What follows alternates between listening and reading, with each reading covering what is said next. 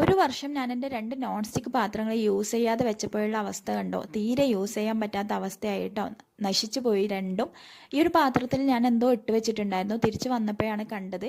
നശിച്ച് എന്താ പറയുക, നല്ല സ്മെല്ലും ഒക്കെ ഉണ്ടായിട്ടുണ്ടായിരുന്നു കേട്ടോ. നമുക്ക് യൂസ് ചെയ്യാൻ പറ്റുന്നുണ്ടായിരുന്നില്ല. പിന്നെ ഞാൻ ഈ ഉള്ളിയൊക്കെ വഴറ്റിയിട്ടൊക്കെ ഒന്ന് നോക്കി 2-3 പ്രാവശ്യം. പക്ഷെ ആ സ്മെല്ല് പോകുന്നേ ഉണ്ടായിരുന്നില്ല. നമുക്കത് യൂസ് ചെയ്യാൻ പറ്റാത്ത അവസ്ഥയായിട്ടോ.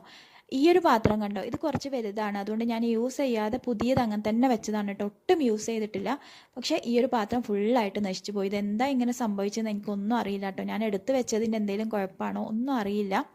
അപ്പോൾ രണ്ടും എനിക്ക് യൂസ് ചെയ്യാൻ പറ്റാത്ത അവസ്ഥയായിട്ട് ഭയങ്കര വിഷമം ഉണ്ടായിരുന്നു കണ്ടപ്പോൾ. ഞാൻ എൻ്റെ ഉമ്മാമാൻ്റെ മരണം അറിഞ്ഞിട്ടാണ് ഇവിടുന്ന് പോകുന്നുണ്ടായത്.